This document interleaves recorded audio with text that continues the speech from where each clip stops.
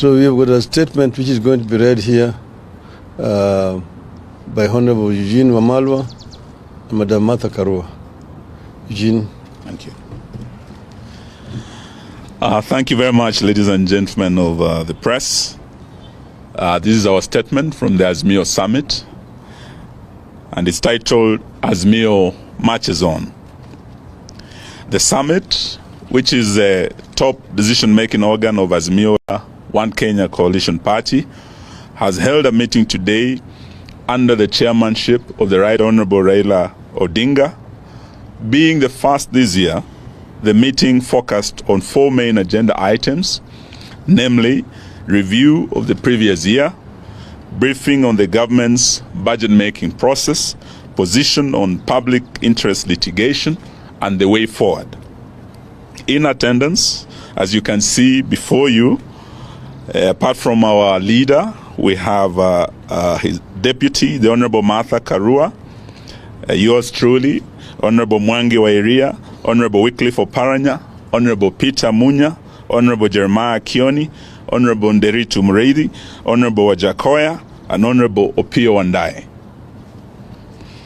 Absent with apology was the Honorable Stephen Kalonzo Musyoka, who's currently in the Sudan for other engagements, but who spoke to our leader this morning and sent his apologies. And the meeting has gone on with his blessings, and his views have been incorporated in the resolutions that we'll be reading to you shortly. After lengthy deliberation, the summit resolved the following. Azimio remains satisfied with its activities that were able to focus on the excesses of the Kenya Kwanza regime that has made life miserable for the greater majority of Kenyans. Because of Azimio's focus and steadfastness, the cost of living as a government-induced pain is understood to be a direct result of Ruto's policies and not only global environment or previous regime. So this is purely Ruto's failed policies, and it should not be blamed on any global environment or Uhuru Kenyatta's regime almost 2 years later. The coalition is satisfied with the work of standing up for Kenyans and commits to continue holding the regime to account and to put blame where it belongs on areas like the ever-rising taxes, the deteriorating relationship with our neighbors, the rampant corruption in government, the tribalism in public service, the deterioration of the Kenya shilling, and general deterioration of our economy. The Kenya Kwanza regime, and not the people of Kenya, are to blame for these misfortunes that have ended up hurting innocent Kenyans.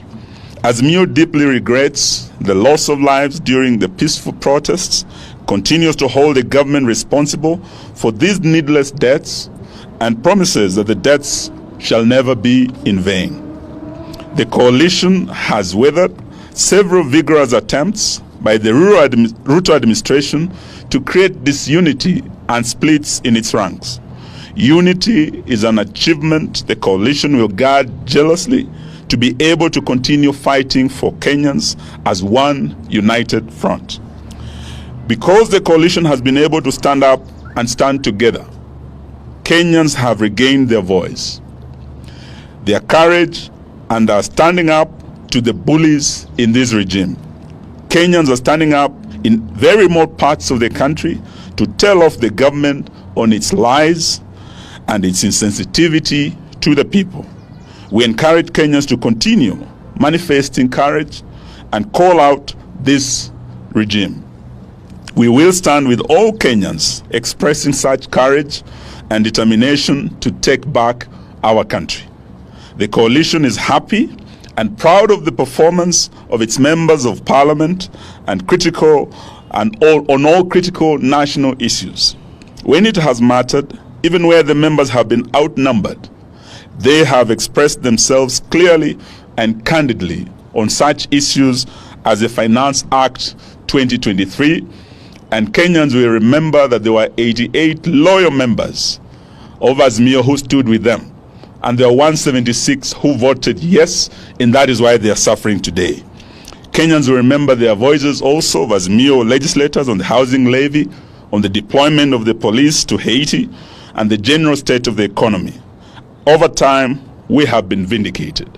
May I now invite my senior, the Honorable Martha Karua, to read the rest of the statement. Thank you very much. The summit had a robust discussion on strengthening Azimio and its constituent parties. The coalition partners have been able to agree on fundamental strategies and tactical positions. We agreed that the coalition is only as strong as its constituent parties. The summit, therefore, reaffirmed its commitment to the renewal and strengthening of all the constituent parties through various activities, including members' recruitment drives, delegates' conferences, PGs, and NEC meetings. All constituent parties have committed to pursuing a common program of action that addresses the challenges the country is going through, and that also help to advance and defend the gains of democracy. Azimio remains one and is here to stay, committed to shared values that include accountability, integrity, public participation, good governance, respect for the Constitution and rule of law, social justice, and non-discrimination. On public litigation, the summit agrees that the cases coming up under public interest litigation address fundamental concerns in which Kenyans feel overlooked, mistreated, and ignored by a regime steeped in impunity and unilateral actions. Some of the cases include the Jubilee Party case and the ruling by the Speaker of the National Assembly forming multiple parliamentary groups within this particular political party, that is Jubilee. This is a real threat to the foundations of our attempts to create a strong multi-party democracy. It threatens to return Kenya to a single-party era. The housing levy is a threat to livelihoods and incomes in the same way the plan to unilaterally sell public assets without the participation of the owners who are the people of Kenya. We will stand in solidarity with the petitioners in the public interest litigation cases on these issues. Azimio stands for the rule of law and supports the need for an independent and professional judiciary. Subsequently, we demand that the Kenya Kwanza regime must keep its hands off the judiciary. We take note of the support expressed by the United States government for the Ruto regime to appeal against the ruling on the deployment of police to Haiti. It is our hope that all parties shall respect the independence of the judiciary and that foreign interests will keep off our national affairs. Azimio remains on the way forward. Azimio remains extremely disturbed by the worsening cost of living, the ever-rising and reckless taxes by Zakayo, the collapsing national currency, the chaos in the education sector, the tribalism in public service, and the return of mega corruption. The summit has committed to seek other ways and means to press the regime to listen to the cries of the people. The litigation will only be one such avenue.